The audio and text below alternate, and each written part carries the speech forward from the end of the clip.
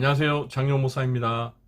종아카데미 신구약 파노라마반 14번째 시간입니다. 오늘은 역대상을 배워보도록 하겠습니다. 지난주에는 제가 백신 접종 2차 접종을 했는데요. 다음날 이 몸살이 너무 심하게 와서 부득불 휴강을 했습니다. 1차 접종을 할 때에는 별다른 반응이 없어서 2차 때에도 그러겠거니 하고 이 접종 당일날 뭐 타이레놀도 먹지 않고 그냥 잤습니다. 근데 밤새 앓느라 아주 고생을 된통했습니다. 우리 성도님들은 어떠셨습니까? 네, 보통 2차 접종하실 때 다들 많이 힘들어 하시더라고요. 네, 이 백신 접종 때문에 부작용도 심하고 또 어떤 분들은 또 사망하시는 경우들도 있는 것 같습니다. 네, 부디 다들 부작용 없이 무사하시기를 기원합니다. 그리고 빨리 좋은 치료제가 보급되어서 이 백신 공포로부터 좀 완전히 해방되었으면 좋겠어요. 네, 정말 요즘 완연한 가을 날씨인데요. 또 많은 분들이 이 코로나 때문에 외출을 자제하고 방콕에 오랫동안 머무시는 것 같습니다. 네, 용기를 내시고요. 마스크 철저히 착용하시고 공원 같은 데 거니시면서 이 가을이 무르익는 계절의 변화를 만끽하시는 시간을 가져보시기 바랍니다. 네, 오늘은 구약 성경의 13번째 성경인 역대상을 배워보도록 하겠습니다. 제가 준비한 강의안을 보시면서 오늘 강의를 시작하도록 하겠습니다. 네, 역대상 강의를 시작하도록 하겠습니다. 네, 먼저 책명에 대해서 설명을 드리겠습니다. 히브리어 구약 성경에서는 본래 역대상하가 한 권이었습니다. 사무엘 상하나 열왕기 상하처럼 한 권이었는데요. 이 히브리어 성경에서는 이 역대기가 디베라 하야밈이라고 해서 그날들의 사건들이라는 이름을 가지고 있었습니다. 그 역사의 흐름에 발생한 사건들을 기록했다라는 의미겠죠. 그런데 이제 이 히브리어 성경을 이제 그리스어로 번역한 구약 성경이 있는데 70인역이라고 합니다. 그런데 이 70인역에서 한 권이었던 이 성경이 이제 상하로 이렇게 분리가 되었습니다. 70인역에서는 이 책 이름이 생략된 일들이라고 이렇게 되어 있어요.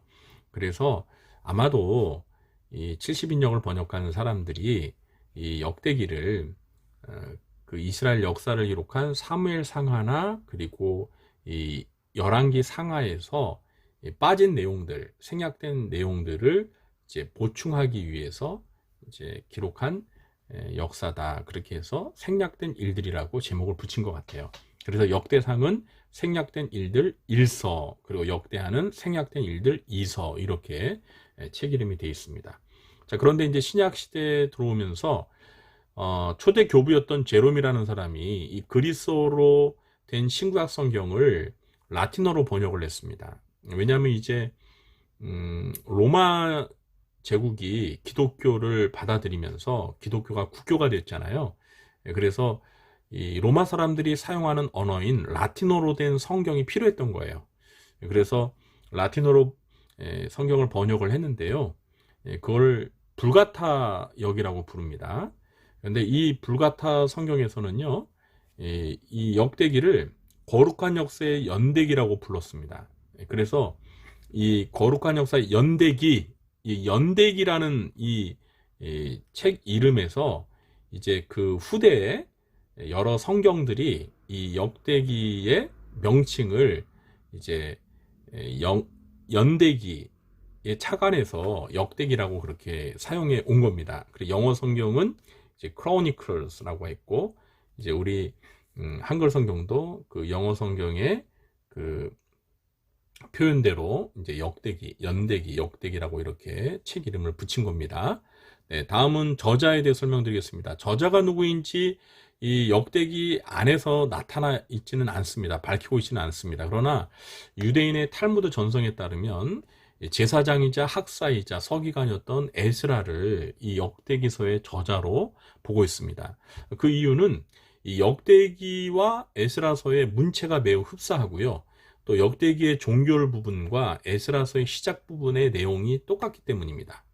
여러분들이 직접 읽어보시면은요, 이 바사왕 고레스가 이제 칙령을 내려서 이 포로로 끌려왔던 유대인들을 이제 본국 예루살렘으로 이제 돌려보내면서 하나님의 성전을 건축하라는 그러한 칙령을 내리는 내용이 역대기 종결 부분과 에스라서 시작 부분에 똑같이 나오고 있습니다. 그래서 이 동일한 내용이 이렇게 기록된 걸 보면 이 두 권의 그 저자가 동일 인물일 것이다 라고 이렇게 이해하는 거죠. 매우 합리적인 추론이라고 할 수 있습니다. 다음은 저장 연대인데요. 이 역대기는 BC 400년경에 기록된 것으로 추정하고 있습니다. 이렇게 보는 이유는 그 역대기에서 가장 후대의 인물로 언급되는 인물이 있어요. 아난이라는 사람입니다.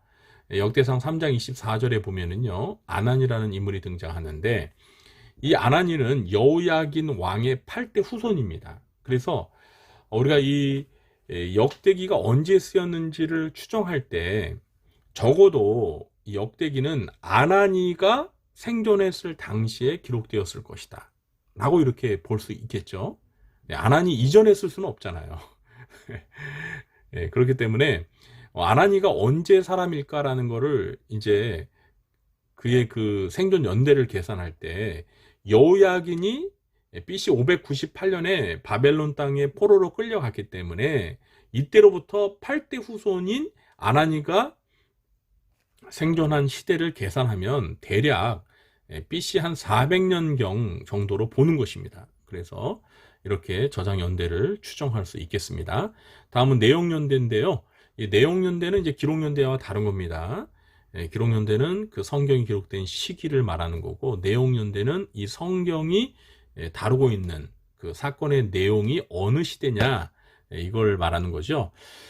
이 역대기는 성경의 어떤 책보다도요, 광범위한 기간을 다루고 있습니다. 왜냐하면 역대기의 시작이 족보로 시작하는데 아담서부터 시작해요. 네, 그래서 아담서부터 시작해서 멸망하고 포로 생활을 마친 이스라엘 백성들의 그 때까지 역사를 기록하고 있으니까 이거 뭐 어마어마한 광범위한 역사를 기록하고 있는 거죠.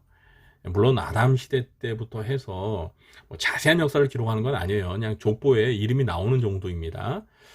그래도 아담서부터 시작되니까 뭐 아담이 언제 때 사람인지는 우리가 정확하게 이렇게 역사를 추정할 수는 없어요. 그래서 이제 물음표로 해놓고, 이제 역대상 같은 경우는 우리가 오늘 배우는 건 역대상이니까 이제 다윗의 죽음까지 역대상이 기록하고 있거든요. 그래서 다윗이 BC 971년에 죽었어요. 그래서 이 역대상만 놓고 보아도 벌써 이 역사가 수천 년의 역사를 기록하고 있는 것으로 이해할 수 있습니다. 네, 어쨌든 내용 연대는 그렇게 설명하고 넘어가겠습니다. 설명하다 보니까 이게 넘어졌어요. 네, 넘어졌습니다. 이게 화면이. 그래서 제가 다시 좀 세웠습니다. 이게. 네, 다음은 다섯 번째로 기록 목적과 주제, 중요한 부분인데요. 좀 설명을 드리겠습니다. 이 역대기의 독자는 바벨론에서 70년간의 포로 생활을 마치고 유대 땅으로 귀환한 유대 후손들입니다. 역대기의 저자는 이 본국으로 귀환한 유대 후손들에게 이스라엘 역사, 과거의 이스라엘 역사를 이제 소개하면서, 사실 그 과거 이스라엘 역사들이 그 후손들이 봤을 때는 참 부끄러운 역사잖아요. 나라가 망해가지고 이렇게 이방 제국에 포로로 끌려간 이런 역사, 얼마나 부끄러운 역사입니까? 비록 이제 포로 생활을 마치고 본국으로 귀환을 했지만 사실 막막하기만 하잖아요.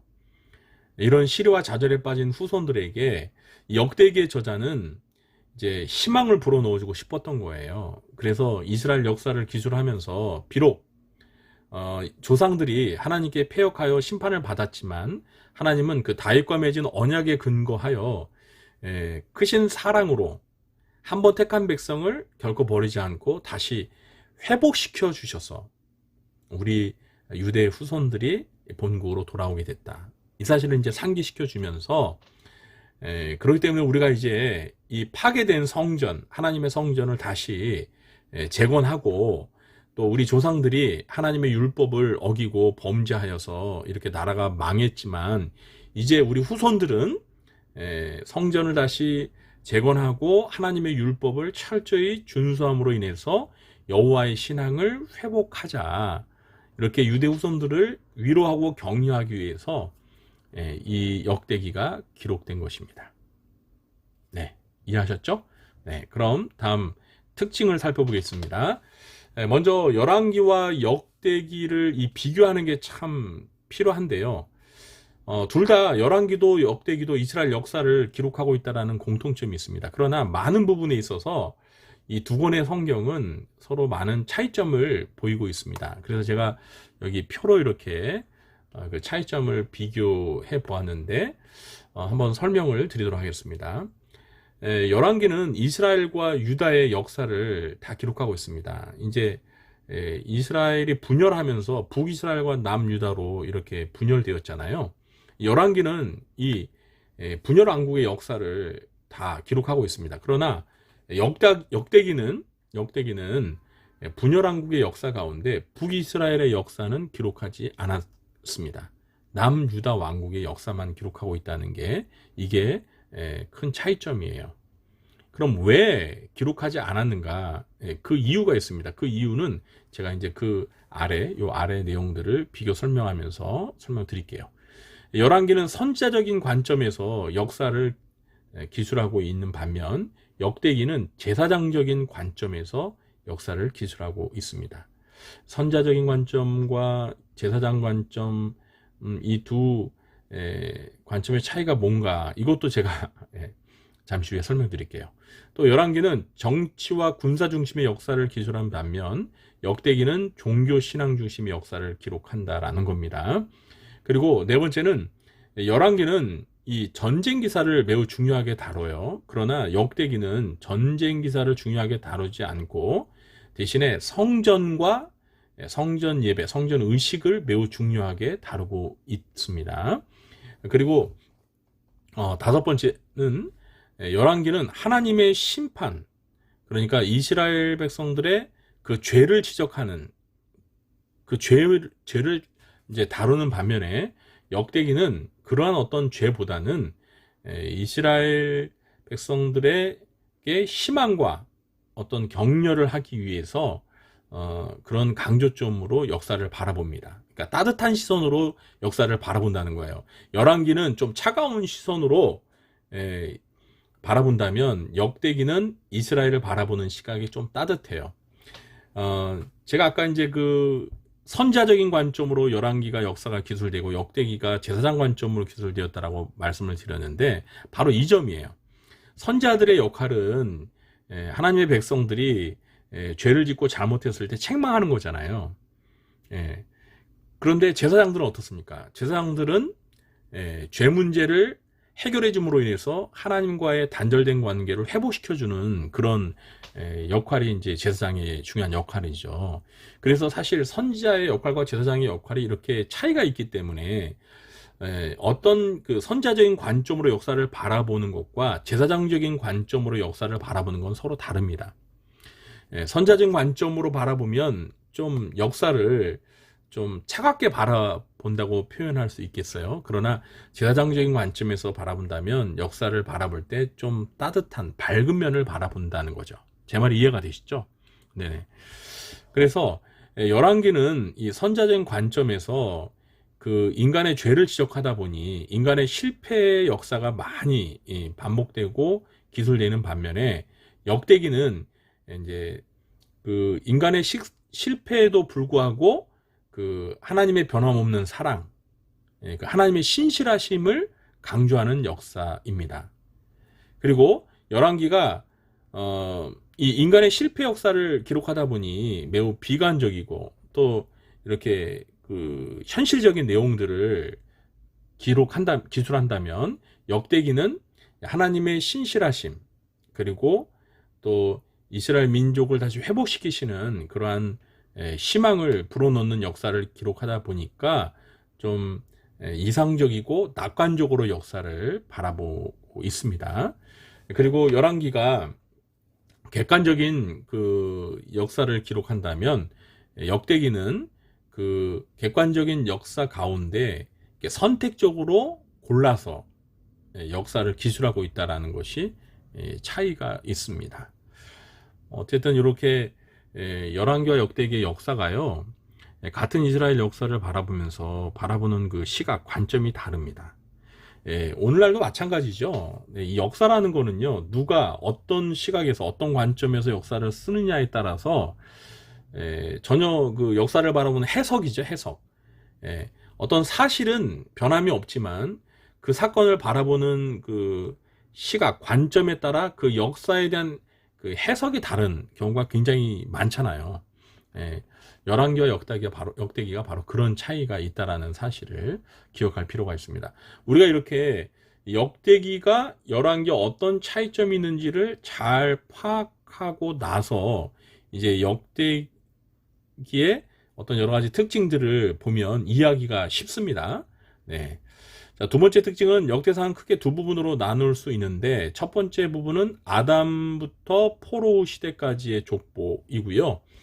두 번째 부분은 이제 역대상 10장서부터 29장까지인데, 다윗 왕이 왕으로 등극할 때부터 다윗 왕의 생애를 다루면서 다윗이 죽을 때까지 역사를 기록하고 있습니다. 그래서 이렇게 도표를 보시면 알 수가 있죠. 1장서부터 9장까지 이스라엘의 계보, 아담서부터 시작된 이스라엘의 계보, 그리고 이스라엘 민족의 계보, 그리고 이제 10장서부터 29장까지 한 인물 중심의 역사가 기술되고 있는데, 그 한 인물이 누구죠? 다윗 왕입니다. 네. 다윗 왕의 생애가 역대기에서는 매우 중요한 그러한 내용입니다. 자, 세 번째 특징은 이 초반에 아담부터 시작되는 이스라엘의 족보를 소개하고 있는데요. 이 족보를 왜 소개할까? 이걸 이제 아는 게 매우 중요합니다. 우리는 이제 족보를 읽으면 되게 좀 지루하고 따분하지 않습니까? 네, 족보에 막 알지도 못하는 사람의 이름들이 계속 이렇게 소개되는데 그걸 읽자니 얼마나 힘들어요. 그런데 역대기의 저자가 이렇게 그 족보를 소개하는 이유가 있어요. 그냥 소개하는 게 아니고, 여러분, 이게 족보라는 게 무엇입니까? 족보는 우리의 그 뿌리를 알려주는 아주 중요한 책이죠. 그러니까 오늘의 내가 있게 된 그 기원이 어디서부터인가를 이렇게 역사적으로 이렇게 기술하고 있는 게 족보죠. 그래서 우리가 족보를 봄으로 인해서 나의 뿌리, 시작은 지금로부터 뭐 몇백 년 전, 누구로부터 시작됐구나. 우리의 조상, 시조가 누구이구나. 이런 걸 알면서 이제, 나의 어떤 그 정체성을 갖게 되는 거잖아요. 마찬가지로 역대기의 저자는 이렇게 이스라엘 그 역사를 아담서부터, 인류의 시조인 아담서부터 이렇게 족보를 쭉 기록함으로 인해서 이스라엘 민족이 어느 날 갑자기 이렇게 등장한 것이 아니라, 하나님이 인류의 시조인 아담을 아담을 만들 때부터 하나님의 그 계획 속에 이스라엘 민족이 하나님의 택함을 받은 선민으로서 이렇게 있었다라는 사실을 이제 부각시키면서, 이제 포로 생활을 마치고 돌아온 유대 후손들에게 이스라엘 민족의 자부심과 정체성을 확립시켜주기 위해서 이렇게 역대기의 앞부분에 이렇게 이스라엘 민족의 기원과 그 족보가 기록되고 있는 겁니다. 이해가 되셨죠? 다음은 네 번째 특징은 다윗 언약의 중요성을 강조하고 있습니다. 여러분, 역대기를 이해하는 데 있어서 아주 중요한 주제가 바로, 특히 그러니까 역대상에서 아주 중요한 게 바로 다윗 언약입니다. 다윗 언약. 역대상 17장에 다윗 언약이 소개되고 있는데요. 여러분, 이 다윗 언약이 뭐예요? 여호와 하나님께서 일방적으로 이 다윗과 언약을 맺으신 건데, 이 다윗 언약의 중요한 그 두 개의 내용이 무엇이냐면, 이제 다윗의 아들인 솔로몬이 여호와를 위하여 성전을 건축하게 될 것이다. 그리고 그의 아들의 왕위가 영원하게 될 것이다. 그러니까 다윗의 왕조가 영원할 것이다라는 이 두 가지 말씀이 다윗 언약에 이제 큰 핵심이에요. 역대기에서 이렇게 다윗 언약을 강조하는 이유가 무엇일까요? 예, 다윗 언약을 강조하는 이유는 뭐 앞에서도 조금 언급은 했지만 이 역대기가 누구를 대상으로 기록된 책이라고 했죠? 포로 생활을 마치고 돌아온 유다 후손들을 위해서 기록한 역사죠. 여러분 포로 생활을 마치고 고국으로 돌아온 유다 자손들의 그 처지를 한번 생각해 보세요.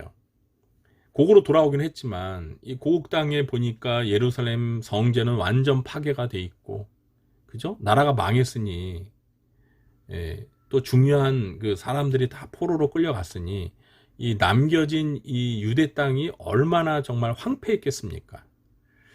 그런데 와서 이제 뭔가를 해야 되는데 그때 이 유다 후손들의 마음이 얼마나 정말 막막했었겠어요. 네? 네. 그러면서 많은 생각들을 했겠죠. 왜 우리는 이렇게 됐을까? 우리 조상들은 왜 이렇게 나라가 망할기까지 이렇게 참 하나님 앞에 뭘 잘못했기에 이런 고난과 시련을 겪어야 했는가? 그리고 우리는 이제 어떻게 살아야 되는가? 이런 생각을 하면서 아마 현실을 바라봤을 때에는 매우 그 낙심자절, 참 정말 막막했을 거예요. 그런 그 유다 후손들에게 역대기의 저자는 이스라엘 역사를 소개하면서 특히 다윗 언약을 소개하면서 이 다윗 언약을 보라. 우리 하나님께서는 다윗과 언약을 맺으셨는데 하나님께서는 솔로몬 왕이 성전을 건축하게 될 것이고 또 그의 왕위가 영원할 것이다. 다윗 왕조가 영원할 것이다 라고 약속하지 않으셨느냐. 비록 우리가 하나님께 신실하지 못함으로 인해서 나라가 망하는 그러한 수모와 시련을 겪지만 하나님은 약속을 신실히 지키시는 하나님이시기 때문에 이 파괴된 성전은 다시 회복될 것이고 그리고 끊긴 이 왕조는 다시 회복될 것이다. 희망을 갖자. 이 희망을 불어넣기 위해서 다윗 언약을 비중 있게 다루고 있는 거예요. 실제로 유다 백성들이 본국으로 돌아와서 성전을 건축했잖아요. 그리고 성벽도 재건했잖아요. 그렇죠? 그리고 이제 왕위는 그러면 다시 회복이 됐느냐? 이 문제는 조금 설명이 필요해요. 뭐 지금 제가 자세히 설명드리지 않지만 간단하게 말씀을 드린다면 이제 사실은 다윗의 후손으로 오실 그 메시아를 통해서 이 다윗의 왕조가 회복되죠. 그러니까 정치적인 회복이 아니라 사실은 이제 영적인 회복을 염두에 두고 이제 하나님께서 다윗 언약을 주신 건데 어쨌든 간에 이러한 그 희망을 불어넣기 위해서 그 희망의 근거가 되는 것이 바로 다윗 언약이라는 사실을 가르쳐주고 있는 것입니다. 그래서 역대상에서 다윗 언약이 매우 중요한 주제라는 거 기억하시고요. 다섯 번째는 다윗의 행적 가운데 언약궤를 안치하고 또 성전 건축을 준비하는 과정을 역대기 저자는 매우 비중 있게 다루고 있습니다. 여러분 다윗이 얼마나 훌륭한 왕입니까? 다윗의 업적이 얼마나 많습니까? 그런데 역대기 저자는 그 많은 업적들 가운데서 이 두 개의 업적을 매우 중요시 다루고 있다는 거예요. 하나님의 법궤를 막 정말 떠돌이 생활하던 그 언약궤 법궤를 다윗성이 있는 예루살렘으로 이렇게 모셔와서 안치시켰죠. 그리고 무엇보다도 다윗은 이제 자기가 머물고 있는 이 궁궐을 근사하게 지었는데 하나님 앞에 늘 죄송스러운 마음이 있었잖아요. 그래서 하나님을 위한 집, 여호와 하나님을 위한 성전을 건축하고 싶은 열망이 있었어요. 그러나 하나님께서는 다윗이 전쟁으로 인해서 많이 피를 흘렸기 때문에 그 다윗의 꿈, 희망을 다윗이 실현하지 못하고 다윗의 아들인 솔로몬을 통해서 그 꿈이 이루어질 것을 말씀하셨거든요. 그래서 다윗은 자기가 성전을 건축하지는 못하지만 자기의 아들인 솔로몬이 성전을 건축할 수 있도록 사전에 그 준비를 다 해주었어요. 그래서 다윗이 여호와의 성전 건축을 위하여 준비하는 그 과정을 비중 있게 다루고 있습니다. 그러니까 이것 자체도 사실은 역대기에서 매우 중요한 주제가 성전이라는 그 성전을 중심으로 역사가 기술되는 것을 강조하기 위해서 성전 건축 준비를 위해 헌신한 다윗의 행적을 역대기 저자가 자세히 언급하고 있는 겁니다. 네. 그리고 여섯 번째 특징은 성전에서 중요한 역할을 맡는 레위인들의 조직과, 그러니까 제사장을 포함해서 레위인들의 조직과 직무에 대해서 비중 있게 다룹니다. 그렇습니다. 역대기에서 중요한 주제가 성전이잖아요. 그런데 여러분, 성전은 그냥 건물입니다. 여러분, 건물을 뭐 건축하고 완공했다고 해서 뭐 다 끝난 건가요? 그게 아니죠. 그 건물 안에서 이제 예배도 드리고 제사도 진행되고, 그 성전이 제대로 돌아가기 위해서는 그 성전에서 봉사하는 사람들이 필요하잖아요. 그래서 성전에서 중요한 역할을 감당하는 사람들이 누구예요? 제사장들이죠. 근데 이 제사장들이 속해 있는 지파가 이스라엘 12지파 중에서 레위 지파잖아요. 하나님께서 하나님을 위해 봉사하도록 이 성전에서 수종드는 봉사하는 그러한 지파로 하나님께서 특별히 세운 지파가 레위 지파죠. 그래서 이 성전과 관련해서 중요한 지파인 이 레위 지파, 이 레위인들의 직무, 그리고 그 역할, 이런 것들을 정비시키는 그런 일을 다윗이 이제 성전 건축을 앞두고 열심히 했거든요. 그러한 내용들을 또 자세하게 비중 있게 다루고 있습니다. 이러한 특징들을 역대상에서 또 저희들이 확인할 수 있는데, 사실 이제 오늘은 역대상에 대해서만 배웠습니다. 근데 역대하가 또 있잖아요. 근데 이 역대기에서는 어떻게 보면 역대하가 이제 본론입니다. 본론. 그래서 솔로몬 왕 때 이제 성전이 건축되고 하나님 앞에 봉헌되지 않습니까? 그러다 보니 이 내용이 사실 역대기 전체의 가장 중요한 내용이거든요. 그래서 다음 주에 다루게 될 역대하에도 사실 많은 중요한 내용들이 있습니다. 그래서 오늘은 역대상과 관련된 내용들만 다루었습니다. 일곱 번째, 이 역대상을 통해서 우리가 얻을 수 있는 교훈을 한번 생각해 보겠는데요. 뭐 얼마든지 더 있을 수 있겠지만 저는 그냥 간단히 세 가지로 교훈을 간추려 보았습니다. 첫 번째는 우리가 역대기를 통해서 하나님의 백성이라는 분명한 정체성을 가져야 된다라는 그러한 교훈을 얻게 됩니다. 이스라엘 백성들이 나라가 망하고 또 이방 땅에 포로로 끌려가고 그렇게 살면서 무엇보다도 이 하나님의 백성이라는 정체성이 흐려졌어요. 그래서 역대기의 저자는 본국으로 귀환한 그 유다 후손들에게 하나님의 택함받은 백성이라는 정체성을 분명히 심어주고 싶어서 역대기를 기록한 겁니다. 마찬가지로 오늘날 우리가 누구예요? 우리가 뭐 대한민국 사람, 네? 뭐 한민족, 그 정도의 정체성을 가지고 사는 사람들이 아니잖아요. 우리는 하나님의 자녀들이죠. 우리는 하나님의 택함받은 백성입니다. 믿습니까? 우리는 하나님의 자녀예요. 우리는 하나님의 백성입니다. 구약의 이스라엘 백성들처럼. 그렇기 때문에 우리가 이 세상을 살아갈 때 우리가 하나님으로부터 많은 그 어떤 사명을 받았지 않습니까? 그런데 그 사명을 우리가 제대로 감당하기 위해서는 우리가 하나님의 백성이라는, 하나님의 자녀라는 분명한 정체성을 가져야 되거든요. 우리가 정체성을 바르게 가질 때, 확실히 가질 때 그 정체성에 걸맞는 행동, 삶이 뒤따르는 겁니다. 이게 굉장히 중요합니다. 그래서 우리가 역대기를 통해서 우리도 하나님의 백성이라는 분명한 정체성을 가지고 살자, 이러한 교훈을 얻게 되는 것입니다. 그렇습니다. 두 번째 교훈은 하나님의 언약을 굳게 신뢰하고 신실하신 하나님의 은혜와 사랑에 감사하자는 그런 교훈을 얻을 수가 있습니다. 네. 이스라엘의 역사를 보면은요, 이스라엘의 역사는 참 실패한 역사라고 할 수 있겠죠. 네.